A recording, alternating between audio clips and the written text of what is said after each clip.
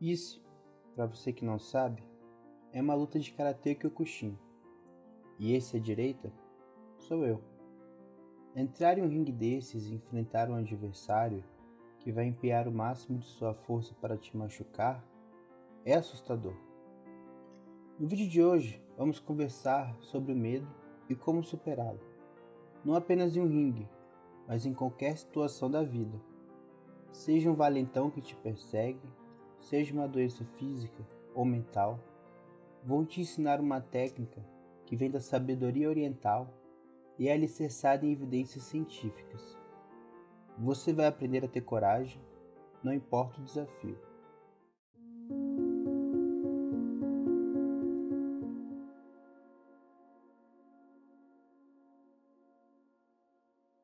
Pessoal, antes da gente ir para o vídeo, eu gostaria de pedir para vocês se inscreverem, curtirem, deixarem o sininho ativado.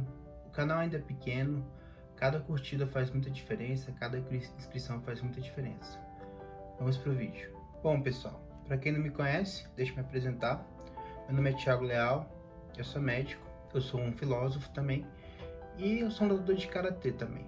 Eu luto Karatê já há alguns anos e antes disso eu já tinha algumas experiências com artes marciais.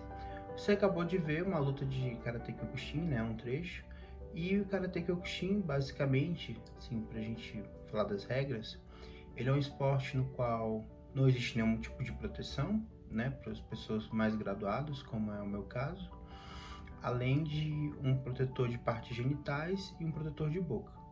Não é feito com luvas, nem nenhum tipo de proteção mesmo. Você pode socar o corpo, menos o pescoço e as partes genitais e acertar as costas da outra pessoa. Você pode chutar ela em qualquer parte do corpo, até na cabeça, mas você não pode acertar ela por trás e nem nas partes genitais. E você pode, e quando vocês caem no chão, a luta meio que se encerra ali, não avança muito disso. E você não pode socar o rosto, né? Bom, por que eu tô falando dessas regras? Porque vocês podem ver que é um esporte de muito contato.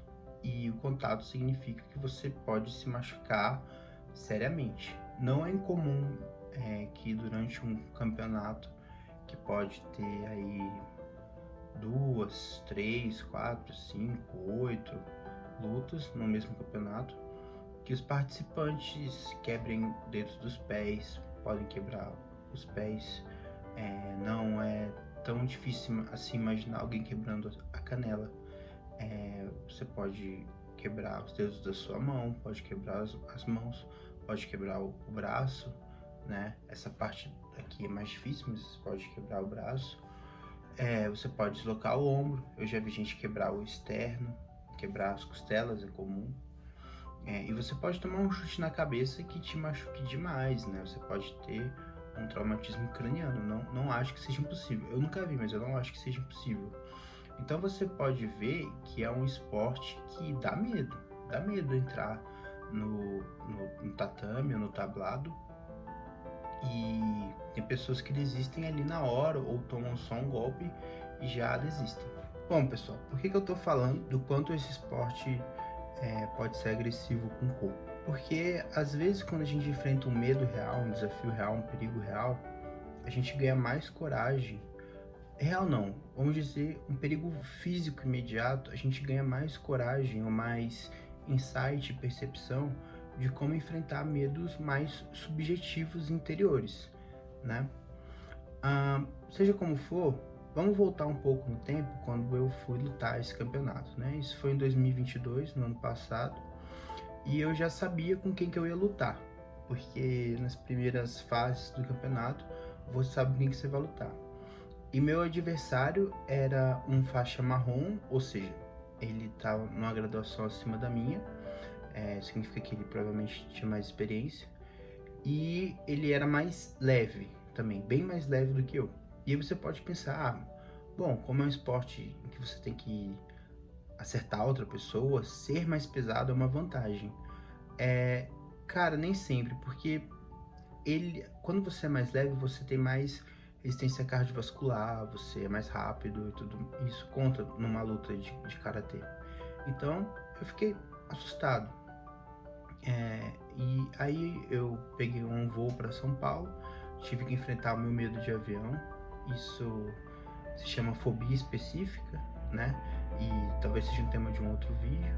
Mas chegando lá, eu fiquei hospedado no hotel, tudo mais, me pesei, chegou o outro dia, que era dia, dei uma volta lá com os meus amigos. Chegando no outro dia, eu fui pro campeonato, a gente tem todo um ritual de entrada dos atletas, hino nacional, etc. E a gente foi, a minha luta acho que foi por volta de 1 da tarde, mas já umas 10 da manhã o pessoal começa a ir para um tatame especial, se aquecer, se alongar, essas coisas. E aí chegou o momento da minha luta. Como é que funciona? Naquele tablado principal ali que vocês viram no corte do vídeo, antes da minha luta começar, já tinham outros 2 atletas lutando. Antes da sua luta, começam outros 2 atletas e você fica esperando ali do lado. E esse momento de esperar pelo combate talvez seja o que dê mais medo, né? Porque muitas vezes a gente sente mais medo da antecipação de uma coisa ruim do que da própria coisa ruim em si. E nessa época eu tava lendo, né? Eu ainda estudo ler hoje em dia sobre compaixão. E eu tava lendo o livro Manual da Autocompaixão e Mindfulness, da pesquisadora Kristin Neff e do psicólogo clínico Christopher Jammer. Eu vou colocar aqui na descrição a referência, né, desse livro para você poder depois pesquisar e comprar em algum lugar, mas é basicamente um livro no qual é um manual, né, no qual você vai aprendendo sobre compaixão e mindfulness, e você vai meio que ganhando habilidades ao longo do livro. É um livro que te ensina exercícios e habilidades. E a autocompaixão, ela tem 3 elementos básicos, né? Esse tipo de terapia, que é a atenção plena ou mindfulness, a humanidade compartilhada e a autobondade.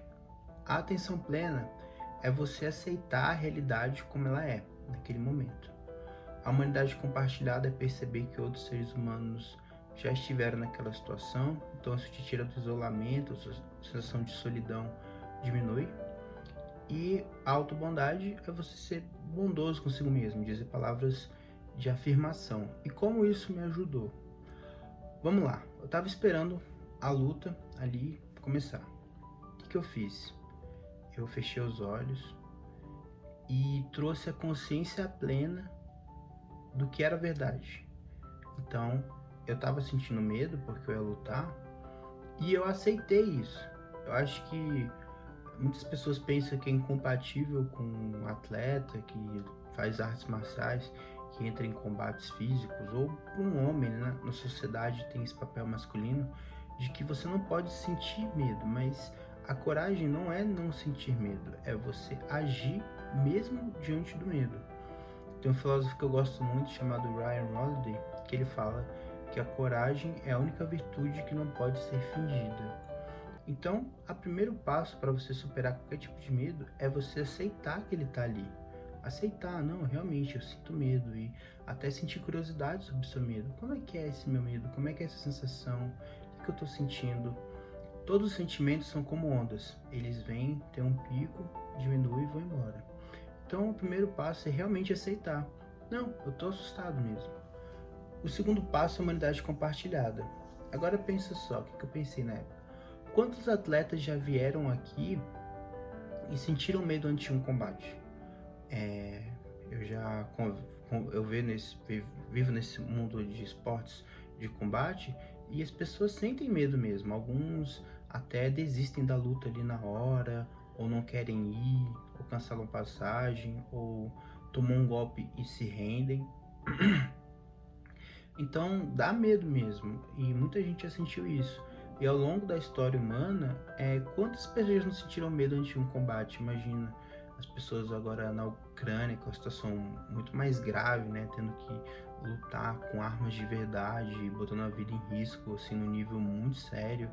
E ao longo de toda a história humana, quantas guerras não tiveram, quantas pessoas já não descreveram sentir medo antes de uma situação de algum tipo de combate, né, ou de esporte, ou seja do que for. Então, na verdade, tudo isso, esse medo, só me torna muito humano. Faz parte da humanidade sentir essas coisas. E por último, a autobondade. Tem muitas versões e depende do que você está sentindo. Às vezes, quando você está com uma dor, você toca naquele lugar e diz que eu posso me sentir melhor, ou você se dá um conforto pelaquela dor. Mas como a gente está falando de medo, o que eu fiz? Eu botei a mão no meu coração e falei que eu possa ter coragem. Eu não disse assim, eu sou corajoso. Eu disse, eu me desejei poder demonstrar coragem. E eu fui repetindo isso para mim mesmo, e eu fui ganhando coragem aos poucos.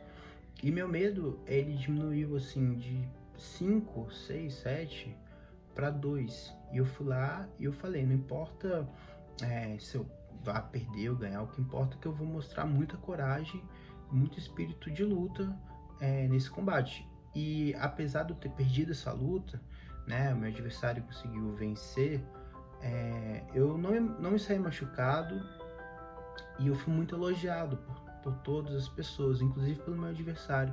Então, no fim, eu fiz uma boa luta e isso em si mesmo já é muito importante, tanto quanto ganhar ou até mais. Bom, e aí uma última coisa que eu gostaria de comentar, um disclaimer que eu gostaria de fazer, é que a autocompaixão não é incompatível com um esporte de combate ou com mostrar muita coragem ou até agir de forma energética com relação a uma situação.